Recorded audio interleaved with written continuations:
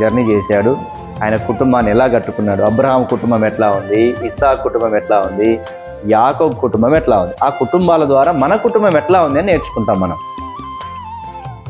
వాళ్ళ కుటుంబంలో ఎట్లా వస్తే వాళ్ళు ఎట్లా నిర్ణయాలు తీసుకున్నారు, వాళ్ళు ఎట్లా మాట్లాడుకున్నారు, ఇవన్నీ కావాలి కదా. అంటే వాళ్ళు చేసినట్టుగా చేయాలని కాదు, వాళ్ళు చేసింది సరి అయిందా కాదా, సరి అయింది అయితే చేస్తాము, సరిగా అయితే మనం నేర్చుకుంటాం, అట్లా చేయం మనం, అట్లా దానికోసం నేర్చుకుంటాం. రండి లూకాసు వార్త 15వ అధ్యాయము.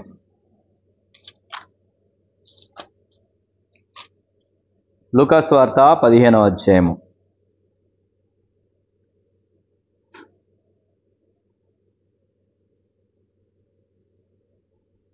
ఇరవై వచనాన్ని అందరం కలిసి చదువుతాం. లూకాసు వార్త 15వ అధ్యాయము 20వ వచనము అందరం కలిసి చదువుతాం. Page number 68. లూకాసు వార్త 15వ అధ్యాయము 20వ వచనం చదువుదాము. వాడింకా దూరముగా నుండగా తండ్రి వారిని చూచి కనికరపడి పరిగెత్తి వాని మెడ మీద పడి ముద్దు పెట్టుకునెను. ప్రార్థన చేద్దాం.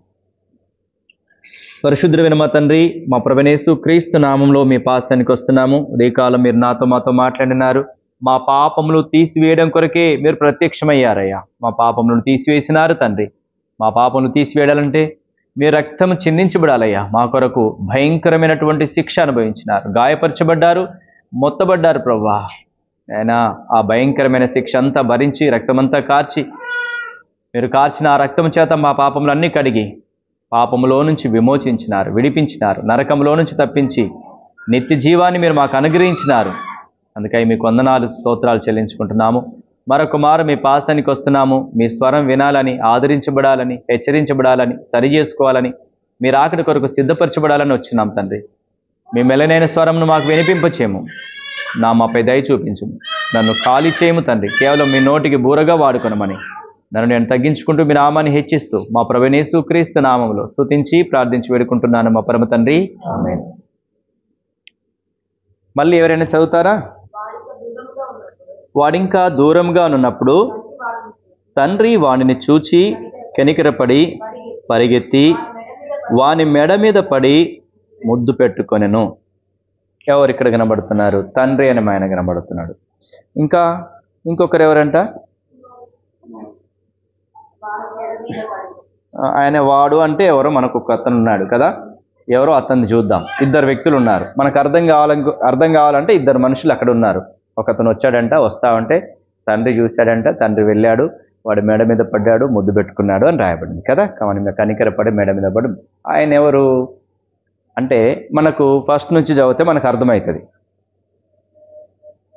11వ వచనంలో, మరియు ఆయన ఇట్లనను, ఒక మనుషుడికి 2 కుమారులు ఉండిరి. వారిలో చిన్నవాడు తండ్రి ఆస్తిలో నాకు వచ్చు భాగమేమని తండ్రిని అడగగా అతడు వారికి తన ఆస్తిని పంచిపెట్టెను.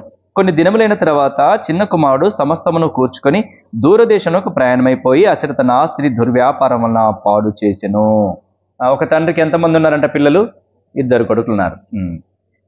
చిన్నోడు పెద్దోడు, పేర్లు లేవు ఇక్కడ. పెద్ద అబ్బాయి, చిన్న అబ్బాయి. చిన్న అబ్బాయి ఏం చేశాడంట, వాళ్ళ తండ్రి దగ్గరికి వచ్చాడు. నాన్నగారు, మన ఆస్తిలో నాకు రావాల్సినటువంటి భాగం ఇవ్వండి అని అడిగాడు. అడగగానే ఎవరైనా ఇస్తారా? లాభానన్నా ఇస్తాడా? నీకెందుకు ఆస్తి ఎందుకురా అంటారు కదా. ఆస్తి ఎందుకు, ఇప్పుడు ఆస్తి పంపగలంటావేంటి అంటారు. ఎవరేమి ఒప్పుకోరు. కానీ ఈ చిన్న కుమారుడు దేని చేత బలవంతం చేయబడ్డాడో, దేని చేత ప్రేరేపించబడ్డాడో తెలియదు. ఎన్నిసార్లు అడిగాడో తెలియదు వాళ్ళ తండ్రిని. సరే అన్నాడు వాళ్ళ తండ్రి. ఇక పెద్దలను పిలిపించాడు, అందరిని పిలిపించాడు. పిలిపించి భాగాలు బంచేశాడు. పెద్దోడికి ఈ భాగము, చిన్నోడికి ఈ భాగము అని 2 భాగాలు చేశాడు. చిన్నోడు భాగం చేసిన తర్వాత కొద్ది రోజులు మంచిగానే ఉన్నాడు. ఎందుకంటే కండిషన్స్ ఏం పెట్టాడో వాళ్ళ నాన్న మనది తెలియదు కదా. ఏమరా నువ్వు పాడి చేసుకుంటావు ఆస్తి, అంత ఇష్టం వచ్చినట్టు చేసుకున్నట్టు ఉండని ఏమవుతుంది అన్నాడో, లేకుంటే ఎన్ని రకాలుగా వాళ్ళ తండ్రి ఆయనకి సమాధానం చెప్పాడు. కానీ మొత్తం మీద అయితే భాగాలు అయిపోయినాయి, డివైడేషన్ జరిగింది. కొద్ది రోజులు ఉన్నాడు. తర్వాత ఏం చేశాడు చెప్పండి. ఫస్ట్ మాట గమనించండి, అసలు అడగడం తప్పు, భాగం చేయడం తప్పు. రెండోది ఏం చేశాడంటే, సరే భాగం చేసిన తర్వాత ఇక్కడే ఉండాలని కండిషన్ పెడతారా పెట్టడా? పాడి చేసుకోకరా అంటాడు కదా, పాడి చేసుకోవద్దు బేటా అంటాడు. సో కానీ ఇక్కడ ఏం చేస్తున్నాడు? రెండోది అమ్మేశాడు ఆస్తులన్నీ కూడా. రెండో తప్పు అడగడం తప్పు, రెండో తప్పేంటో అమ్మేసుకున్నాడు. అమ్మేస్తా అంటే అడుగుతాడు కదా తండ్రి, అరే ఎందుకు పాడేస్తున్నావు, ఎందుకు అమ్ముతున్నారా? ప్రతిది అమ్మదాని దగ్గరికి వెళ్తే అడిగేవాడు అనుకుంటాను. అరే అమ్మకురా, అట్లా చేయకురా, ఇట్లా చేయకురా, నువ్వు ఫస్ట్ మాట ఇచ్చావురా, నువ్వు ఉంటానన్నావురా, అది చేస్తాన్నారా, ఇది చేస్తానారా, మాట తప్పుతున్నారా, నువ్వు అట్లా అమ్మకురా, నాశనం అయిపోతావురా, నీ కష్టాలు వస్తాయిరా, దుఃఖం వస్తారా, బాధ వస్తుందిరా అని చెప్పుంటాడా? ఖచ్చితంగా చెప్పుంటాడు తండ్రి. సో ఫస్ట్ అడిగితే ఒప్పుకోకపోతే, అడిగాడు కొడుకు తండ్రిని, ఒప్పుకోలేదు, అయినా బలవంతంగా అడిగాడు. ఒప్పుకుంటాడా తండ్రి ఇమీడియట్లీగా? ఆయన బలవంత పెట్టాడు. చిన్న కుమారుడు బలవంత పెట్టి తండ్రి ఆస్తిని విభాగించుకుని ఉంటాడు. మనకి ఇక్కడ అట్లా రాయబడలేదు, సర్వసాధారణంగా ఇంట్లో జరిగేటటువంటి విషయాలు కాబట్టి మనం అనుకుంటున్నాం. ఎవరు కూడా ఏ తండ్రి కూడా భాగమే అంటే వద్దురా అని చెప్తారు. వద్దన్నా కూడా అడిగాడు, బలవంతంగా తండ్రిని డివైడేషన్ అడిగాడు, బలవంతంగా ఆస్తిని తీసుకొని అమ్మేసుకున్నాడు. తండ్రి మాట వినలేదు, అక్కడ వినలేదు, ఇక్కడ కూడా వినలేదు. తర్వాత ఏం చేశాడు? సరే ఆస్తి అంటే అమ్ముకున్నాడు. అమ్ముకొని మన ఊర్లోనే ఉంటాడు కదా అంటే, మూడోది ఏం చేస్తున్నాడు? ఊర్లో కూడా ఉండకుండా వెళ్ళిపోతున్నాడు. ఎంత ఏడ్చి ఉండాలి చెప్పండి. ఆస్తి అంతా పట్టుకొని, డబ్బులంతా పట్టుకొని బయటికి వెళ్తానంటే తండ్రి అడ్డం తిరిగి ఉంటాడా? అడ్డం తిరిగాడు. చెప్పు లాభానన్నా, అరే ప్లీజ్ రా, వద్దురా, పోకురా, ఎందుకు పోతానవరా, ఏమైందిరా నీకు, అసలు ఎవడురా నిన్ను అసలు ఇట్లా చేసేది, నువ్వు ఎందుకు ఇట్లాంటి నిర్ణయాలు తీసుకో అంటే ఎంత ఏడ్చుంటాడు కదా తండ్రి, ఎంత బాధపడి ఉంటాడు కదా. ఆస్తి అడగడము బాధ పెట్టాడు తండ్రిని, రెండవది ఆస్తులు అమ్మడము బాధ పెట్టాడు తండ్రిని, మూడోది ఇంట్లో నుంచి వెళ్ళిపోవడము బాధ పెట్టాడు తండ్రిని. ఎంత బాధనో కదా తండ్రికి. ఏడుస్తాడో ఏడవడా అసలు తండ్రి? సరే ఆస్తి గీస్తి పోనీ, వాడున్నా మంచిదే కదా, సరే ఇక్కడే అదేదో చేసేది ఏదో ఇక్కడే చేసుకోవచ్చు కదా, నా కళ్ళ ముందే నువ్వు ఉండొచ్చు కదా అని అంటే, లేదు వెళ్ళిపోతా. చిన్న కుమారుడు అలా చెప్తున్నాడు. చూడండి, కొన్ని దినములైన తర్వాత ఆ చిన్న కుమారుడు సమస్తమును కూర్చుకొని దూరదేశంలోకి ప్రయాణమైపోయి అతడు తన ఆస్తిని దుర్వ్యాపారం వలన పాడు చేసి వెళ్ళిపోయాడు. మూడో తప్పేంటి? వెళ్ళిపోయిన తర్వాత నాలుగో తప్పు ఏం చేస్తున్నాడు? సరే తండ్రి ఏమనుకుంటాడు, సరే పోయినాడులే, దూరదేశం వెళ్ళినాడులే, అక్కడ కనీసం మంచిగా బతికితే చాలు నా కొడుకు అనుకుని ఉంటాడు. కానీ ఇప్పుడు ఏం చేశాడు? ఆస్తి అంతా దుర్వ్యాపారం వలన పాడు చేసేసాడు. ₹1 కూడా లేకుండా చేసుకున్నాడు. 4 తప్పులు చేశాడు కదా, 4 మిస్టేక్స్ చేశాడు. ఒకటి, తండ్రి మాట వినలేదు, భాగం అడిగాడు. రెండవది ఆస్తులంతా అమ్ముకున్నాడు. మూడోది ఊర్లో నుంచి వెళ్ళిపోయాడు. నాలుగోది అంతా ఖర్చు చేసేసాడు. ఎన్ని మిస్టేక్స్? ఇప్పుడు 4 మిస్టేక్స్ చేస్తే ఏ తండ్రి అయినా ఊరుకుంటాడా? దుర్వ్యాపారం అంటే ఏం చేస్తుంటాడు ఒకసారి చూద్దాం. చూడండి, పేతురు రాసిన పత్రిక 4వ అధ్యాయం 2-4 వచనాలు. ఆయన ఏం చేస్తుంటాడు ఆ డబ్బులతోని? చదవండి, పేతురు రాసిన మొదటి పత్రిక 4వ అధ్యాయం 2-4 వచనాలు.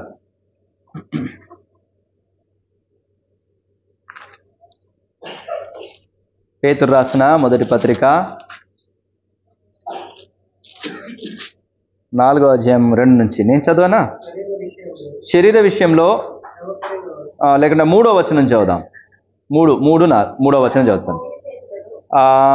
మనము పోకిరి చేష్టలు, దురాశలు, మద్యపానము, అల్లరితో కూడిన ఆటపాటలు, త్రాగుబోతుల విందులు, చేయదగని విగ్రహ పూజలు మొదలైన వాటి యందు నడుచుకొనుచు అన్యజనుల ఇష్టము నెరవేర్చుటకు గతించిన కాలమే చాలును. అపరిమితమైన ఆ దుర్వ్యాపారమునందు తమతో కూడా మీరు పరిగెత్తకపోయినందుకు వారు ఆశ్చర్యపడుచు మిమ్మను దూషించుచున్నారు. అపరిమితమైన ఆ దుర్వ్యాపారము. ఆ దుర్వ్యాపారం అంటే ఏంటివి? ఇవన్నీ కదా. అక్కడ దుర్వ్యాపారం వల్ల అంత ఖర్చు చేశాడు. ఆ దుర్వ్యాపారాలు ఏంటివి ఇక్కడ ఉన్నవి? పోకిరి చేష్టలు, దురాశలు, మద్యపానము, అల్లరితో కూడిన ఆటపాటలు, త్రాగుబోతుల విందులు, చేయదగిన విగ్రహ పూజలు, ఇవన్నీ చేశాడు మనోడు కదా. ఇవన్నీ చేసేసరికి డబ్బులు ఉంటాయా? ఎన్ని లక్షలైనా, ఎన్ని కోట్ల రూపాయలైనా అన్నీ ఖర్చు అయిపోతాయి. అన్నీ అయిపోయాయి. అయిపోయిన తర్వాత ఏం జరిగింది చూడండి. మరలా లూకాసు వార్త 15వ అధ్యాయం 16వ వచనం, 15వ వచనం చదవమ్మా. అదంతయు ఖర్చు చేసిన తర్వాత ఆ దేశమందు గొప్ప కరువు రాగా వాడు ఇబ్బంది పడసాగి వెళ్ళి ఆ దేశస్థులో ఒకని చెంత చేరెను. అతడు పందులను మేపుటకు తన పొలములోనికి వానిని పంపెను. వాడు పందులు తిను పొట్టుతో తన కడుపు నింపుకొని ఆశపడెను, గాని ఎవడును వానికి ఏమీ ఇవ్వలేదు. చాలా ఏం జరిగింది? డబ్బులన్నీ అయిపోయాయి. డబ్బులన్నీ అయిపోయిన తర్వాత ఏం జరిగింది? ఆ దేశంలో కరువు వచ్చింది. కరువు వస్తే తినడానికి తిండి కూడా లేదు, చేయడానికి పని లేదు. సరే, ఏ పనైనా పర్వాలేదు, ఏ పనైనా పర్లేదని అనుకున్నాడు. ఎక్కడికి చేరాడో తెలుసా? పందుల పెంపకానికి చేరాడు. పందుల పెంపకం అనేది మన దేశంలో అయినా, ఒకవేళ మన దేశంలో పరిస్థితిగా మనకు ఐడియా లేదు, కానీ ఇశ్రాయేల్ దేశం లోపల వాళ్ళు పందిని ముట్టడానికి కూడా ఇష్టపడరు. పంది అపవిత్రమైన జంతువు. అర్థమవుతుందా? పంది ఏంటి? అపవిత్రమైన, దాన్ని జోలికి వెళ్ళరు, దాన్ని ముట్టరు, వాళ్ళు దాన్ని తినకూడదు. అది అపవిత్రమైన జంతువు కాబట్టి దాని దగ్గరికి వెళ్ళారు. కానీ ఇప్పుడు మనోడు ఎక్కడికి వెళ్తున్నాడు చెప్పండి? అపవిత్రమైన జంతువు దగ్గరికి వెళ్తున్నాడు. అంటే ఎంత భయంకరమైన స్థితిలోకి వెళ్ళిపోయి ఉండాలా? యేసు ప్రభు చెప్తున్నటువంటి ఉపమానం ఇది కదా. అపవిత్రమైన జంతువు దగ్గరికి వాళ్ళు వెళ్ళరు, దాన్ని ముట్టుకోరు. పేతురు దగ్గరికి వచ్చినాడా? పేతురు దగ్గరికి ఒక పాత్ర దింపబడినప్పుడు నేను అపవిత్రమైన దాన్ని ఎప్పుడు ముట్టలేదంటాడు. వాళ్ళు ముట్టుకోరు. కానీ దాన్నే పెంచడానికి పోయాడంటే ఎంత దారుణమైనటువంటి పరిస్థితులకు వెళ్ళిపోయాడు మనోడు చెప్పండి.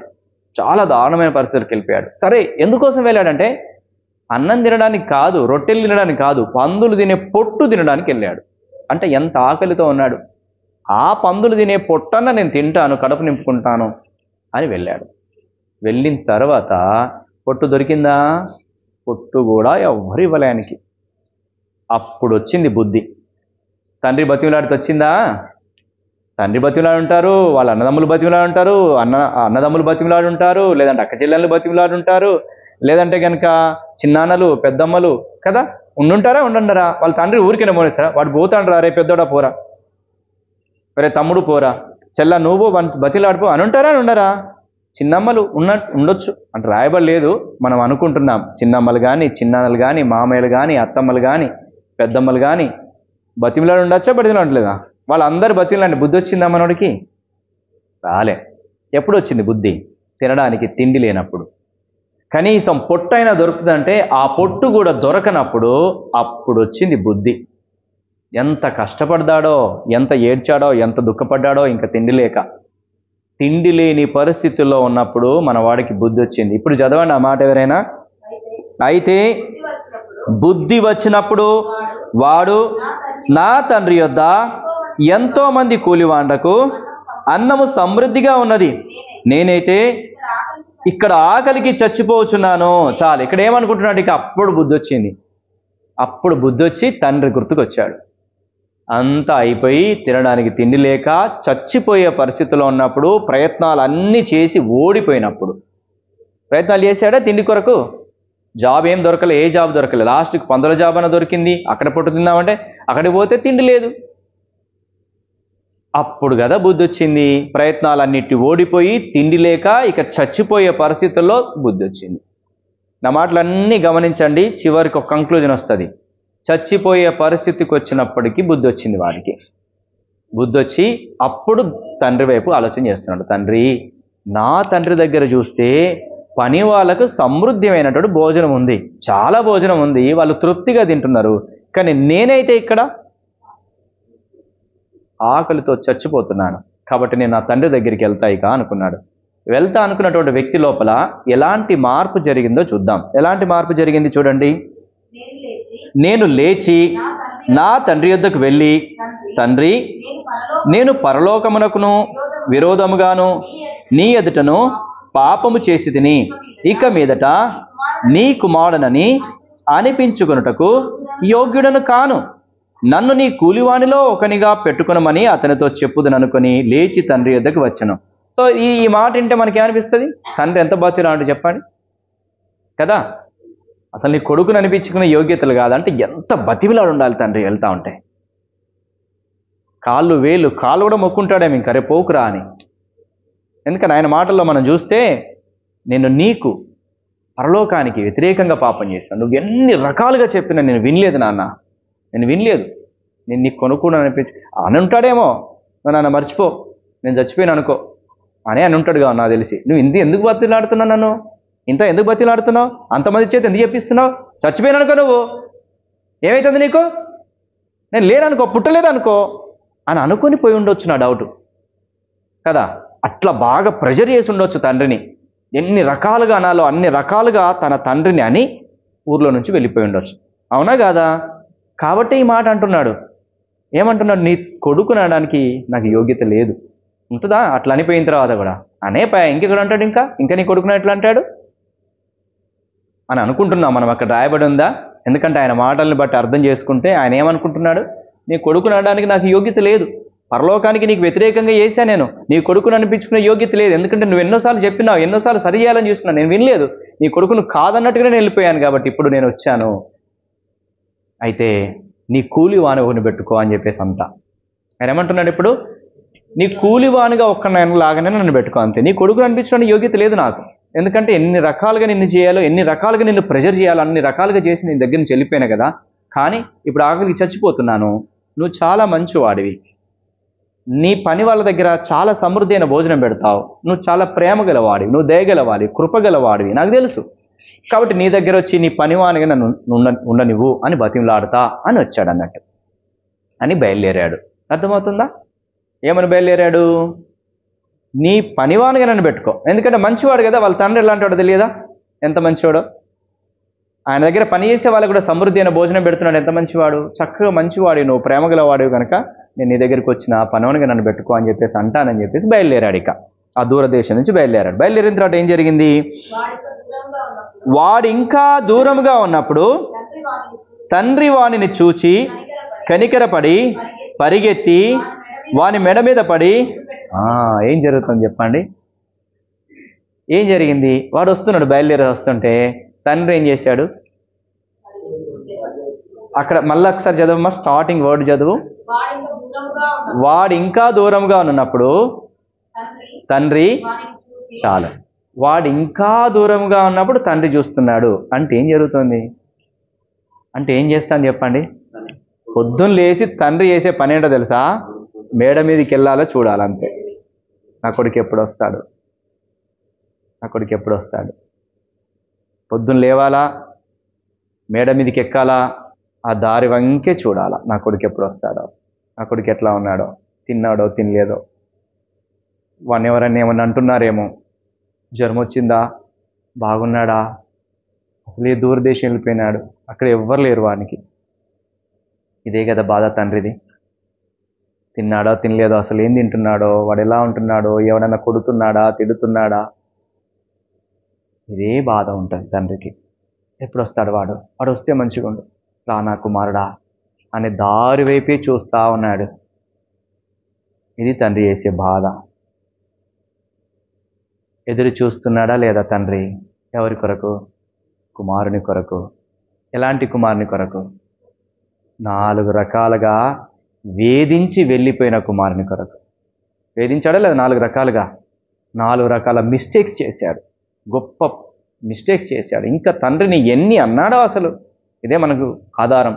నీ కుమారుడు అనిపించడం యోగ్యులను అంటున్నాడంటే అసలు ఎంత టార్చర్ చేశాడో తండ్రిని. అలాంటి కొడుకు కొరకు తండ్రి ఎదురు చూస్తాడా ఎదురు చూడా? ఇది తండ్రి ప్రేమ. ఈ తండ్రి ప్రేమను అర్థం చేసుకోండి. నువ్వు ఎంత టార్చర్ అన్నా చెయ్యి, నువ్వెంతన్నా ఏమన్నాను, కొడుకు ఎదురు చూస్తాడు. ఒక తల్లి నిన్న మొన్న ఒక తల్లితో మాట్లాడినాను. ఒక మాట వినబడిందమ్మా, మీ కొడుకు నిన్ను కొట్టినాడు కదా, వాడి సంగతి చెప్తానన్నా అని అన్నాను అన్నట్టు. అంటే ఆ తల్లి ఏమంటుంది, ఇట్లా అన్నాడు అంతే, ఇట్లా అన్నాడు అంతే అంటుంది.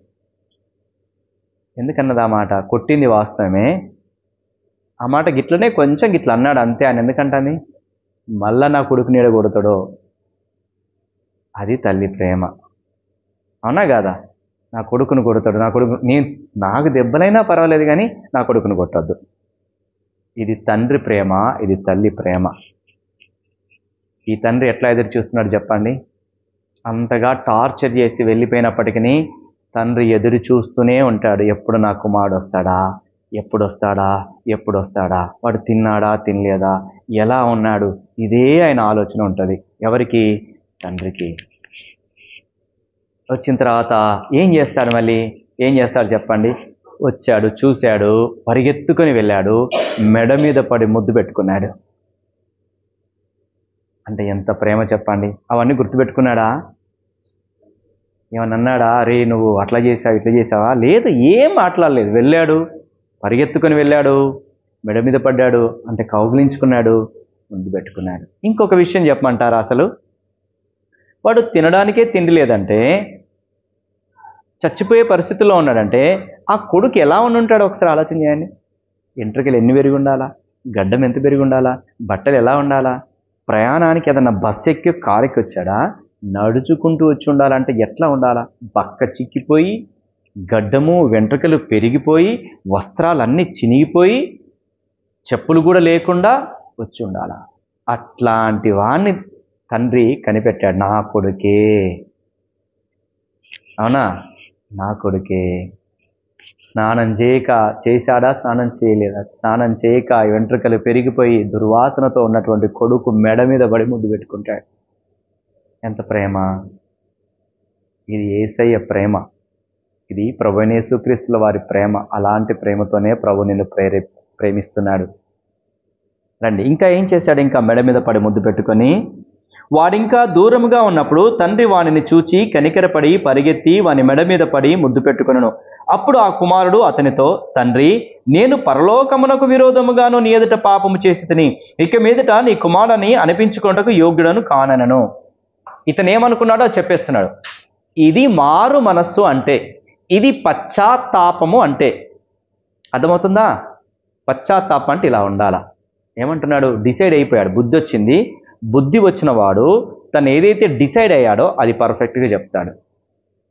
తండ్రి, నేను నీకును పరలోకానికి వ్యతిరేకంగా పాపం చేశాను, దయచేసి నన్ను క్షమించు, నీ కుమారుడు అనిపించుకోవడానికి నేను యోగ్యుడను కాదు అని హృదయపూర్వకంగా చెప్తున్నాడు.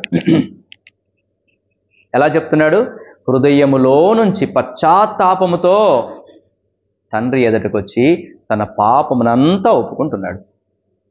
తను చేసినటువంటి అపకారాన్ని అంతా కూడా ఒప్పుకుంటున్నాడు, కీడునంతటిని కూడా ఒప్పుకుంటున్నాడు.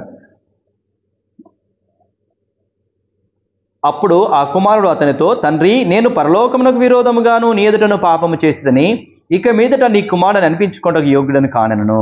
అయితే తండ్రి తన దాసులను చూచి ప్రశస్త వస్త్రము త్వరగా తెచ్చి వీనికి కట్టి, వీని చేతికి ఉంగరము పెట్టి, పాదములకు చెప్పులు తొడిగించుడి, క్రొవ్విన దూడను తెచ్చి వధించుడి, మనము తిని సంతోషపడదుము. ఏమని చెప్తున్నాడు చెప్పండి? సరేరా, నువ్వు నా కొడుకు కాదు, నాకు తెలుసులే, నువ్వు ఇట్లా వచ్చావు, నువ్వు ఎందుకు ఇట్లా అయిపోయావు, ఏం అడగల. నేను అడిగాడా? నువ్వేమేం పాపం చేసినావు, డబ్బులు ఏం చేసినావు, ఇవన్నీ ఏం చేసినావు, ఏమని అడిగాడా? ఏం అడగల. ఏం చేస్తున్నాడు చెప్పండి? ఏం చేస్తున్నాడు తండ్రి? వాళ్ళ పని వాళ్ళని పిలిచాడు. ఒరే రండి, వీనికి వస్త్రాలు తొడగండి, ఉంగరం పెట్టండి, చెప్పులు పెట్టండి, చెప్పులు తొడగండి, తర్వాత ఒక క్రొవ్విన దూడను తీసుకొచ్చేసి వధించి విందు చేయండి అంటాడు. నువ్వెందుకు పాపం చేశావు? నువ్వెందుకు ఆ తప్పు చేశావు? నేను ఎన్నిసార్లు చెప్పినా కూడా వినలేదు కదా, ఎందుకు నష్టం తెచ్చుకున్నావు అని ప్రశ్నించాడా? లేదు, ఏం ప్రశ్నించాడు. యేసయ్య నువ్వెన్ని తప్పులు చేసినా నిన్ను ప్రశ్నించడు. వస్తే ఈరోజు నేర్చుకునే పాఠం అదే. చాలామంది బాప్తిజం తీసుకున్న తర్వాత ఏం చేస్తారంటే మిస్టేక్స్ చేస్తారు, తప్పు చేస్తారు, పాపము చేస్తారు. చేయాలని కొన్ని, తెలియక కొన్ని తప్పులు పాపములు జరిగిపోతాయి. అయితే మనకు తండ్రి ఉన్నాడు, ఎదురు చూసే తండ్రి ఉన్నాడని నువ్వు మర్చిపోవద్దు. ఈరోజు పాఠం నేర్చుకున్న పాఠం ఏంటో తెలుసా? నీ తండ్రి నీ పాపములు ఎత్తి చూపడు. నీ తండ్రి నిన్ను గురించి మళ్ళా నిందించడు. నువ్వు ఏ పాపం చేసావని నిన్ను అడగడు. ఆయనకు వస్తే చాలు. నువ్వు వస్తున్నావా? అట్లాగా వస్తున్నారా? ఎవరైనా వచ్చారా? అట్లాగా తప్పు చేయగానే రావాలి. ఇది ఎంత టైం పట్టింది చెప్పండి? చాలా టైం పట్టింది, చాలా టైం పట్టింది రావడానికి. అలా కూడదు. కావలసుకునే వెళ్ళాడు. కానీ ఈరోజు నువ్వు నేను కూడా క్రీస్తు పిల్లలముగా మార్పు చెందిన తర్వాత, క్రైస్తవులమైన తర్వాత పాపము చేస్తే ఆలస్యం చేయకు. తండ్రి నీ కొరకు ఎదురు చూస్తున్నాడు. ఆలస్యం చేస్తే నష్టపోయేది ఎవరు? ఆకలితో పొట్టు కూడా దొరకనప్పుడు కదా బుద్ధి తెచ్చుకున్నది. అప్పటిదాకా చేయకండి. నువ్వు చేసుకున్నటువంటి పాపానికి, నువ్వు చేసినటువంటి పాపానికి శిక్ష నువ్వు అనుభవిస్తూ ఉన్నప్పుడు బుద్ధి తెచ్చుకొని క్రీస్తు దగ్గరికి రావడం కాదు. ఈరోజు దేవుడు మనతో మాట్లాడేది ఏంటంటే, నువ్వు చేసినటువంటి మిస్టేక్కి, నువ్వు చేసినటువంటి పాపానికి శిక్ష అనుభవిస్తూ భయంకరమైన కడు పరిస్థితిలోనికి వెళ్ళినప్పుడు, చచ్చే పరిస్థితిలోనికి వెళ్ళినప్పుడు కాదు బుద్ధి తెచ్చుకోవాల్సింది. మిస్టేక్ ఎవరు చేశారు చెప్పండి? కుమారుడు. చేశాడా చేయలేదా? మిస్టేక్ చేశాడు. మిస్టేక్ చేసేసి అంత అయిపోయి చచ్చే పరిస్థితుల్లో తండ్రి దగ్గరికి వెళ్దాము అని బుద్ధి తెచ్చుకున్నాడు. ఈరోజు ప్రభు మన జ్ఞాపకం చేసేది ఏంటంటే, నీవు నేను కూడా తప్పు చేసినప్పుడు ఆ తప్పుకు సంబంధించిన శిక్ష వస్తుందా రాదా? ఆ తప్పుకు సంబంధించిన శిక్ష వస్తుంది. ఆ శిక్ష వచ్చినప్పుడు, ఆ శిక్షలో బాధపడుతున్నప్పుడు దేవుని వైపు చూడడం కాదు. అట్లా కాదు. ఏం చేయాలా? తప్పు చేసినప్పుడే ఒప్పుకోవాలా. ఇది ఈరోజు ప్రభు నేర్పించేది. తండ్రి నీకోసం ఎదురు చూస్తాడా చూడడా? నేను ఇబ్బంది పెడతాడా? నిన్ను కొడతా అంటాడా? నువ్వు ఎందుకు చేసినావు అంటాడా? అనడు. అంత మంచి తండ్రి మనకున్నాడు. కాబట్టి ఈరోజు ఏమని నేర్చుకోవాలి చెప్పండి? ఎప్పుడైతే మిస్టేక్ చేశావో, ఎప్పుడైతే పాపం చేశావో, ఎప్పుడైతే దేవునికి వ్యతిరేకంగా మాట్లాడావో, వ్యతిరేకంగా ప్రవర్తించావో, అప్పుడే అదే క్షణంలో తండ్రి దగ్గరికి వెళ్ళాలి. ఎంత బాగుంటుంది కదా! ఎట్లా తెలుస్తుంది? నీకు నెమ్మది ఉండదు. ఆల్రెడీ నీకున్న జ్ఞానాన్ని బట్టి నువ్వు చేసిన తప్పు నీకు తెలుస్తుంది ఒకటి. రెండవది, నీకు తెలియకపోతే, నీకు ఒకవేళ తెలియకపోతే పరిశుద్ధాత్మ దేవుడు చెప్తాడు. రెండు జరుగుతాయి. ఒకటి, నువ్వు చేసిన తప్పు నీకు ఆటోమేటిక్గా తెలుస్తుంది. రెండవది, కొన్ని తెలియదు, తెలియక తప్పు చేశాం. అప్పుడు పరిశుద్ధాత్మ దేవుడు చెప్తాడు. అర్థమవుతుందా? పరిశుద్ధాత్మ దేవుడు చెప్తాడు, అప్పుడే ఒప్పుకోవాలి. మూడవది, కొన్ని మనకు తెలియకుండా పరిశుద్ధాత్మ దేవుడు చెప్పకున్నా కొన్ని రకాలుగా ఏమైందంటే ఒక రకమైన బాధ కలుగుతూ ఉంటుంది, మనకి వేదన కలుగుతూ ఉంటుంది. ఇది పరిశుద్ధాత్మ దేవుడు కలిగించేది. దాన్ని బట్టి నాకెందుకు బాధ ఉందే, నాకెందుకు దుఃఖం ఉందే, నాకెందుకు వేదన అనిపిస్తుంది, నెమ్మది లేకుంటుంది. అప్పుడు ఆలోచన చేయాలి, నేను ఎక్కడో తప్పు చేశాను, ఎక్కడో మిస్టేక్ జరుగుతోంది అని ఆలోచన చేసి ఆ మిస్టేక్ను దేవుడు చెప్తాడు ఖచ్చితంగా. దాన్ని బట్టి మనం ఒప్పుకొని విడిచిపెట్టాలి. అప్పుడు పరిశుద్ధపరచబడతాం. మన హృదయములో ఎప్పుడు సంతోషము, సమాధానము ఏలుతూ ఉండాలి. నేను ఇదే వాక్యం చేత కట్టబడ్డాను. ఏం చెప్పాడంటే దేవుడు, నా యుద్ధకొచ్చు అని నేను ఎంత మాత్రం త్రోసివే అన్నాడు. ఓకే, నేను వచ్చినాను ప్రభువా, నా శాంతిని నీకు అనుగ్రహిస్తున్నాను, లోకం ఇచ్చినట్టుగా కాదు, నా శాంతిని నీకు ఇస్తానని చెప్పాడు. అవును, నేను వచ్చాను, రమ్మన్నావు, వచ్చాను, నా శాంతిని నీకు ఇస్తాన్నావు. మరి ఏది శాంతి? ఇస్తలేవుగా. మళ్ళా నాకు అదే దుఃఖము, మళ్ళా నాకు అదే బాధలు, అదే శ్రమలు, అదే శోధనలు. ఇవన్నీ ఏంటి? నువ్వు ఇస్తానని లేదా? ఏమి ఇస్తానన్నావు? శాంతిని ఇస్తానన్నావు. మరి శాంతి ఏది? ఆ శాంతి ఎలా ఇస్తాడంటే, ఆ శాంతి నీకు ఎలా ఇస్తాడంటే, ఇదిగో ఇలాగే, నువ్వు రా, పాపము చేయగానే రా, ఆ పాపమును ఒప్పుకుంటే క్షమిస్తాడు, ఆయన రక్తం చేత కడుగుతాడు, పరిశుద్ధపరుస్తాడు. ఇక ఆ పాపము నీ మీద ఏలుబడి చేయదు కాబట్టి నువ్వు భయపడాల్సిన అవసరం లేదు. హ్యాపీ ఉంటామా? ఉండమా? సంతోషంగా ఉంటాం. ఈ శాంతిని దేవుడు ఇస్తాడు. ఈరోజు అలాంటి శాంతిని ప్రభు నీకు ఇవ్వాలనుకుంటున్నాడు. ఆ శాంతి నీకు కావాలంటే ఏం చేయాలి? పాపము చేసిన మరుక్షణమే, తప్పుదము చేసిన మరుక్షణమే, దేవునికి వ్యతిరేకంగా ఉన్న మరుక్షణమే ఒప్పుకోవాలి. ఎలా ఒప్పుకోవాలి? ఈ కుమారుడు ఒప్పుకున్నాడుగా, చిన్న కుమారుడు, అలా మనం ఒప్పుకోవాలి. పశ్చాత్తాపముతో నిజంగా ఒప్పుకుంటే అప్పుడే ప్రభు ఆ పాపాన్ని క్షమిస్తాడు, ఆయన రక్తం చేత కడుగుతాడు. ఒకవేళ నువ్వు ఆ పాపాన్ని ఒప్పుకోలేదనుకో, అట్లాగే ఆ పాపం ఉందనుకో, దాన్ని శిక్ష ఖచ్చితంగా పడతాం. శిక్ష పడతామా పడమా? అదే ఈరోజు ప్రభు నేర్పించేది. దాని శిక్ష నువ్వు అనుభవిస్తావు, పర్ఫెక్ట్గా ఖచ్చితంగా అనుభవిస్తావు. పోలీసుల నుంచి తప్పించుకోవచ్చు, కానీ దేవుని నుంచి తప్పించుకుంటామా? తప్పించుకోలేము. పోలీసుల నుంచి తప్పించుకోవచ్చేమో కానీ, చట్టం నుంచి తప్పించుకోవచ్చేమో కానీ, దేవుడి నుంచి నువ్వు తప్పించుకోలేవు గనక పశ్చాత్తాపముతో తిరిగి రావడం నేర్చుకోవాలి. ఆలస్యం చేయొద్దు. మన దేవుడు నువ్వెందుకు తప్పు చేశావు, ఎట్లా తప్పు చేశావు, ఆ తప్పులన్నీ ఇవ్వి అని ఎత్తి చూపేవాడు కాదు. ఎత్తి చూపాడు ఇక్కడ తండ్రి. ఇన్ని రకాలుగా నన్ను హింసించిపోయావరా అని గద్దించాడా? ఏమీ అనలా. ఏం చెప్తున్నాడు పైపెచ్చు? ఏం చెప్తున్నాడు చూడండి 22వ వచనంలో. అయితే తండ్రి తన దాసులను చూచి ప్రశస్త వస్త్రము తీసుకురమ్మంటాడు, తర్వాత చేతికి ఉంగరం పెట్టమంటాడు, పాదములకి చెప్పులు తొడిగిస్తాడు, రక్షణ వస్త్రాలు మరలా ధరింపజేస్తాడు, తిరిగి కోల్పోయిన అధికారాన్ని మరలా ఇస్తాడు, సమాధాన స్వార్థన ఆ చెప్పుల జోళ్ళని తొడిగిస్తాడు. నెమ్మదుందిరా, ఏం కాలేదురా అంటాడు. ఏం చేశాడు? 3 రకాలు చేశాడు. ఫస్ట్ ఏం చేశాడు? రక్షణనిస్తాడు. నేనున్నాను కొడుక, ధైర్యంగా కూడా అంటాడు. ఇక తప్పు చేశావు, పాపం చేశావు, ఏం కావాలి ఇప్పుడు? ఆ శిక్షణ మీదికి వస్తాయి కదా. తండ్రి ఏమంటాడు తెలుసా? నేనున్నారా, ఏం కాదంటాడు. ఇక ఇదే కాదా కావాల్సింది మనకి? తప్పు చేస్తే భయమేద్దా కాదా? పాపం చేస్తే భయమేద్దా కాదా? ఇప్పుడు తండ్రి ఏమంటాడు? క్షమాపణ అడిగావుగా, నేనున్నా, నేను చూసుకుంటా అంటాడు. దేవుడు మన పక్షాన్ని నిలబడితే ఇక ఎవడుంటాడు చెప్పండి? హ్యాపీనా కాదా? సంతోషంగా ఉంటామా ఉండమా? ఇది నీకు కావాలా వద్దా? కావాలా వద్దా? ఈ రక్షణ వస్త్రాలు నీకు కావాలా వద్దా? రక్షణ వస్త్రాలు దేన్ని చూపిస్తున్నాయంటే దేవుడు మరలా నీకు సపోర్ట్ ఉంటాడు. పాపం చేశావు, తప్పు చేశావు, ఇట్స్ నో ప్రాబ్లం. తప్పు చేశావు, నో ప్రాబ్లం. పాపం చేశావు, నో ప్రాబ్లం.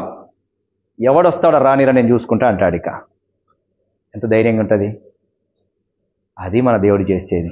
పాపము చేస్తూ పట్టబడినటువంటి స్త్రీ పక్షాన దేవుడు నిలబడ్డా నిలబడలేదా? నిలబడ్డా నిలబడలేదా? నేనున్నానమ్మా అన్నాడు. ఎవడు నీ మీద రాయేస్తారో చూస్తా అన్నాడు. ఇక ఎవడు రాయేస్తారో చూద్దాం అన్నాడు. ఇక ఎవడన్నా రాయేశాడా?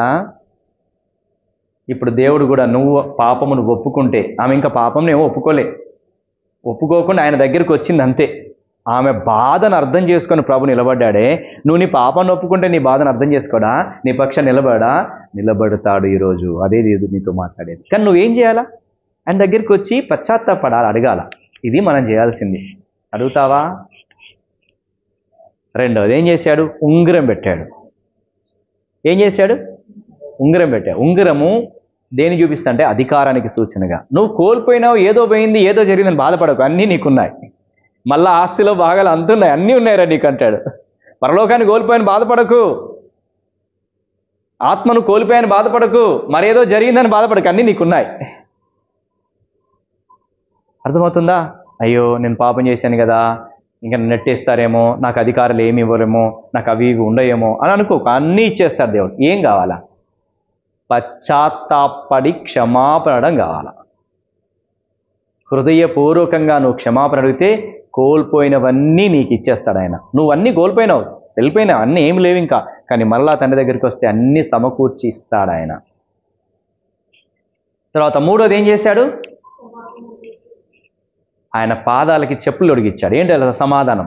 నెమ్మదిగుండురా అంటాడు. ఇక నెమ్మదిగుండు, నా దగ్గర నెమ్మదిగుండేసే, ఇక హ్యాపీగా ఉండరా అంటాడు. ఇక సమాధాన జోళ్ళనిస్తాడు, సమాధానపరుస్తాడు. నా కుమారా, నో ప్రాబ్లం, నేను చూసుకుంటాలే, నేను ఉంటాలే, నీకు సమాధానపరుస్తాడు. ఇక నిన్ను సమాధానపరుస్తాడు ఆయన. ఓకేరా, నువ్వు నా పనోడివి కాదు బేట, ఇక నా కొడుకువే, నా పనోడిగా ఉండాల్సిన అవసరం ఏం లేదు, నువ్వు నా కొడుకువే అని సమాధానపరుస్తాడు. నీకు నెమ్మదినిస్తాడు ప్రభు.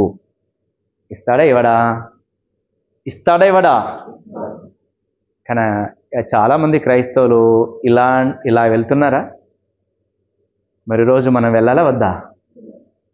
బాప్తిసం తీసుకొని పాపం చేయరా? చేస్తారు. కానీ పాపములో నిలిచి ఉండరు. అది జరుగుతుంది. పాపము చేస్తూనే వాళ్ళు ఉండరు. ఆ పాపములో నుంచి బయటికి వచ్చి క్షమించబడి పాపం మీద విజయం పొంది ఆ పాపమే లేనివారుగా చేయబడతారు. యేసుక్రీస్తు ప్రభుల వారు ఎందుకోసం వచ్చాడో ఒక వచనాన్ని చూసాం. ఎందుకోసం వచ్చాడంట? ఎందుకోసం? పాపములను చదువు ఆ మాట 3:5. ఇంకొక మాట కూడా చదువుతాం మనం 3:5. చదవండి. పాపములను తీసివేయటకై యేసు ప్రభువు ఎందుకు వచ్చాడు? తీసివేయడానికి వచ్చాడు. తీసివేశాడు. తీసివేసిన తర్వాత ఏం జరుగుతుంది? కొన్ని మిస్టేక్స్ జరుగుతున్నాయి. ఈ మిస్టేక్స్ జరగద్దంటే మళ్ళీ ఏం చేయాలా? ఇంకొక వచనం చదువు. 8వ వచనం చదువునా. అపవాది మొదట నుండి పాపము చేయుచున్నాడు గనుక పాపము చేయవాడు అపవాది సంబంధి. అపవాది యొక్క క్రియలను లయపరచుటకే అపవాది యొక్క క్రియను లయపరచుటకే దేవుని కుమారుడు ప్రత్యక్షమయ్యాడు. ఇప్పుడు ఎందుకోసం వచ్చాడు యేసు ప్రభు? అపవాది యొక్క క్రియను లయపరచడానికి. ఇప్పుడు నీ హృదయంలో ఉన్నటువంటి అపవాది క్రియల్ని ఆయన తీసేస్తాడు. అర్థమవుతుందా? నీ హృదయంలో అపవాది క్రియలు ఉన్నాయా లేవా? పాప స్వభావం ఉందా లేదా? దీన్ని లయం చేస్తాడు, క్లోజ్ చేసేస్తాడు, తీసేస్తాడు, ఏమీ లేకుండా ఖాళీ చేస్తాడు. అందుకని యేసు ప్రభు వచ్చాడు. ఎప్పుడైతే నువ్వు ఒప్పుకోవడం ప్రారంభిస్తావో, క్షమాపణ ప్రారంభిస్తావో, ఈ పాపం మీద నాకు జయం ఇవ్వమని ప్రారంభిస్తావో, అప్పుడు ప్రభు ఆ ప్రతి పాపం మీద నీకు జయమిస్తాడు. అపవాదికి సంబంధించినటువంటి క్రియలు, పాప స్వభావ నైజం మన లోపల లేకుండా పరిపూర్ణులుగా క్రీస్తు పోలిక చొప్పున మనం చేస్తాడు. యేసు ప్రభు వచ్చిన ఉద్దేశం అదే. ఫస్ట్ తీసేశాడు. రెండవది ఆ స్వభావం ఉండొద్దు కదికా, తీసేయగానే ఇంతకుముందు చేసిన పాపాలన్నీ పోయాయి, క్షమించేశాడు, ఓకే. నెక్స్ట్ ఇప్పుడు మళ్ళీ పాపం చేయవా? చేస్తావు. మళ్ళీ పాపం చేస్తున్నావంటే ఆ పాప స్వభావం ఉంది, ఆ పాప స్వభావం తీసేస్తే అప్పుడు పాపం చేయవు.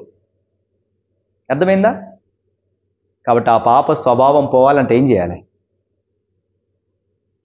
పశ్చాత్తాపముతో ఒప్పుకొని దీని మీద జీవితం ఇవ్వు అని అడగాలి. అట్లా అడిగితేనే ఆ పాప స్వభావం మీద జయించగలుగుతాం, క్రీస్తులాగా మారగలుగుతాం. దేవుని యొక్క కాన్సెప్ట్, దేవుని యొక్క ఉద్దేశము, యేసుక్రీస్తు ప్రభు ఎట్లా ఉన్నాడో నువ్వు అలా ఉండడమే. యేసుక్రీస్తు ప్రభు ఈ లోకంలో ఎలా జీవించాడో అలా జీవించడమే దేవుని యొక్క ఉద్దేశం. యేసుక్రీస్తు ప్రభుల వారు ఎలా జీవించాడు? పాపం ఉందా ఆయన లోపల? పాపం లేనివాడుగా జీవించాడు. నీవు నేను కూడా పాపం లేనివాడుగా ఈ లోకంలో జీవించడం దేవుని కాన్సెప్ట్, దేవుని యొక్క ఉద్దేశము. అది జరగాలంటే ఏం చేయాలి ఇప్పుడు చెప్పండి? ఎప్పుడు తప్పు చేశావో ఇమ్మీడియట్గా రావాలి, క్షమాపణ అడగాలి, ఒప్పుకోవాలి, విడిచిపెట్టాలి. దీని మీద జయించడానికి నన్ను మార్చు ప్రభువా అనాలి. నా హృదయాన్ని మార్చే, ఇదిగో ఈ పాప స్వభావం నా లోపల ఉంది, ఈ తప్పు స్వభావం నా లోపల ఉంది, దీన్ని మార్చు ప్రభువా అనాలి. అదే పోయిందనుకో, ఇక మళ్ళీ పాపం చేస్తామా? అది జరుగుతుంది. ఇప్పుడు బాప్తిని తీసుకున్న వారు ఎవరైతే ఉన్నారో అది జరుగుతుంది, నిరంతరాయంగా జరుగుతుంది. ఈయన బాప్తిని తీసుకున్నాడు పాపం చేసినట్టు అంటే, అవును చేస్తాడు. ఒకేసారి ఇట్లాగా మార్చేలే కదా దేవుడు, ఇట్లా మార్చేసిందా? కొత్త స్వభావాన్ని ఇచ్చేసిందా? ఇవ్వడు. కొత్త స్వభావం అలా రాదు. ఎలా వస్తుంది నూతన స్వభావము? పాపం చేస్తాడు, ఆ పాపాన్ని దేవుడి దగ్గర అడుగుతాడు, క్షమాపణ అడుగుతాడు, క్షమిస్తాడు. ఇప్పుడు మళ్ళీ ఏమడగాలి? ఆ పాప స్వభావం మీద నాకు జీవితం ఇవి అడగాలి. జయించుకుంటూ వస్తాడు. ఎట్లా జయించాలో దేవుడు నేర్పిస్తూ జయించేటట్టుగా చేస్తాడు. ప్రాక్టికల్గా నేర్పిస్తాడు దేవుడు. ఇది జరుగుతుంది. ఇది జరుగుతుందా? అందరు అట్లా చేస్తున్నారా? ప్రభు ఈరోజు నేర్పిస్తున్నాడు. నీ హృదయాన్ని ఎరిగి నేర్పిస్తున్నాడు. నీ స్వభావం ఏంటో చూస్తున్నాడు ప్రభు. చూడండి, చదవండి. ఇంకా ఏం చేస్తాడు?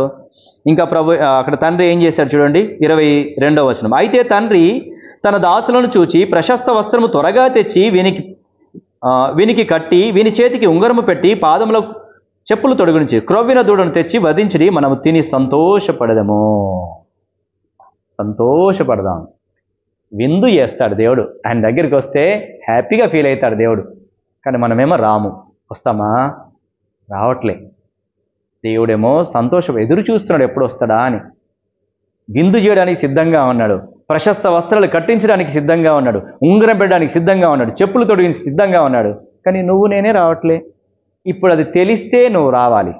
అసలు ఇవన్నీ తెలుసా ఆయనకి? చిన్న కుమారుడికి తెలుసా?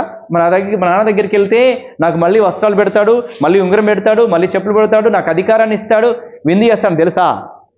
ఈరోజు ఎవరికి తెలుసు? మరి ఈరోజు ఎవరికి తెలుసు? నీకు తెలవాలని చెప్తున్నాడు దేవుడు.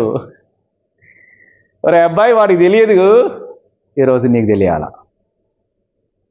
నువ్వు తెలుసుకో, నేనున్నా, నిన్ను క్షమించడానికి సిద్ధంగా ఉన్నా, ప్రశస్త వస్త్రాలు ధరింపజేయడానికి సిద్ధంగా ఉన్నా, ఉంగరం పెట్టడానికి సిద్ధంగా ఉన్నా, చెప్పులు తొడిగించడానికి సిద్ధంగా ఉన్నా, విందు చేయడానికి సిద్ధంగా ఉన్నా. రా.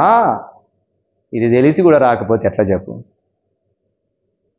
తెలిసి కూడా రాకపోతే ఇక మనకంతే ఏమనాలే, నీచుడు దౌర్భాగ్యుడు ఇంకోటి ఉండడేమో కదా. ఇంత తెలిసి కూడా తండ్రి కొరకు మనం రాకపోతే మనల్ని ఏమనాలి చెప్పిక? చంప మీదకెళ్ళి కొట్టబుద్దే దిగ కదా. ఇప్పుడు నేను కొట్టాలా వద్దా? ఇప్పుడు మీరు ఇవన్నీ క్లియర్గా చెప్పాను.